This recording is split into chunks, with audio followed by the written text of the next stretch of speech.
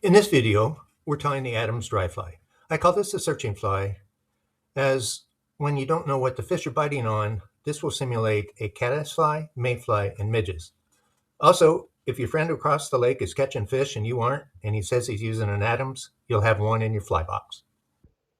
I have in my vise a size 14 standard dry fly hook.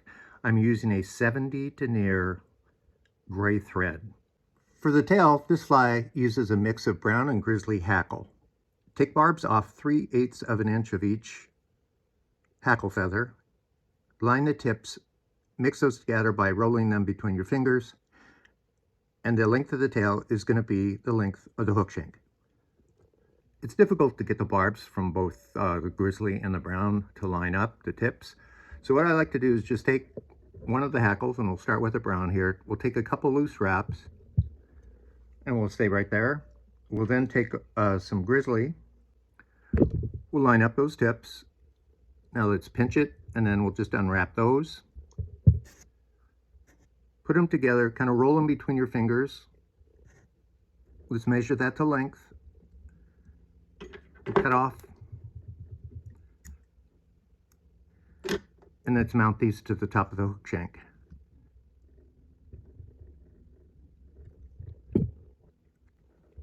And we'll take a wrap underneath, just to perk up our tail a little bit.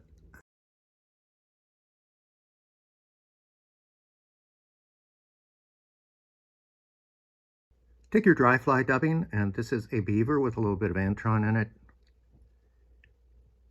And we're going to just make a small tapered body to the midpoint of the hook shank. Select your hackle feathers. Now recall that the barbs are 1.5 times the gape of the hook. Now we're going to mount these with a convex side. That's a pretty side down. So on the top of the feather, as you see it, we want to take off about 5 barbs, and on the bottom about 2 barbs. This way, when we make our first wrap, it keeps it from rotating. So let's tie this in right where our barbs start, at the front of our dubbing. Prepare your brown hackle feather in the same way. We're going to tie this slightly ahead of the grizzly hackle. Again, with the convex side down.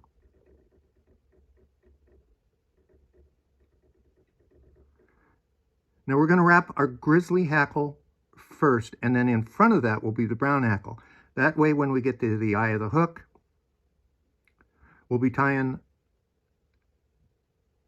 the last hackle we wrap near the eye of the hook and not overlapping. Take 2 wing feathers. Now I got these off of a winger cape. And if you notice, they're very curved. When we put the convex sides together, that's going to flare for us almost naturally, which is a good thing, but you have to be extra cautious when you mount these because the tips then kind of separate on us. So we're going to cut these to length. These are going to be 2 times the gape of the hook, plus almost like 1/2 of a 16th to mount them to the hook shank. When you prepare these feathers, you don't want to cut off the barbs on the bottom. This gives us a little bit more strength when we mount these and bend them up. We'll have a few barbs sticking out, but we'll just go ahead and cut those off. So we're going to mount these about a hook eye behind the hook shank. These tips will be right against the eye of the hook. So you can see they're separated. I'm going to put these right at the eye of the hook. We're going to make a couple loose wraps. And let's get these right where we want them. Center them on the hook shank and tie those in.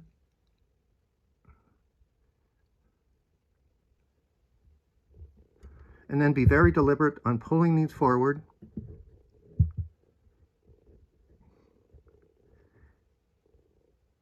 And we're going to build a dam behind them, front, and then we'll go between.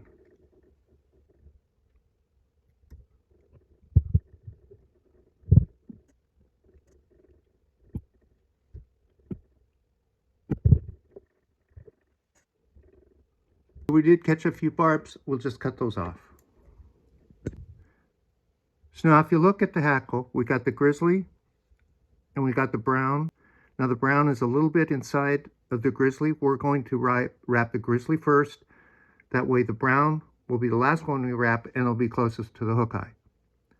So let's lift this up, go around it, and get our first wrap.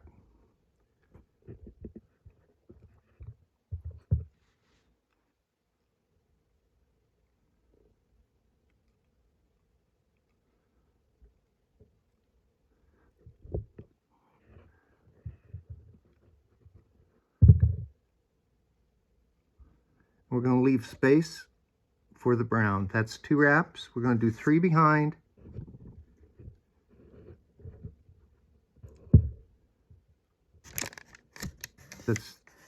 That's 3, and then we're going to be doing 2 in front.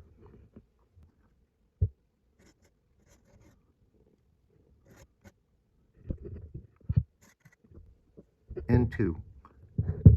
You'll see we have a little space in front of the grizzly for our brown.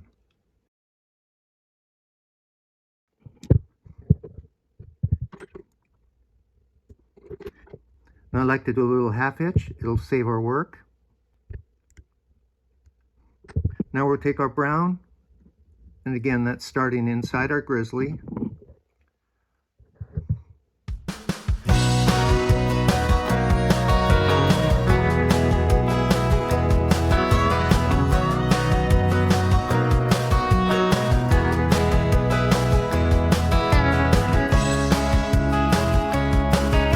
See, our last wrap here is with the brown and it's in front of the grizzly. I'm just going to rotate that a little bit more and we're going to tie that in.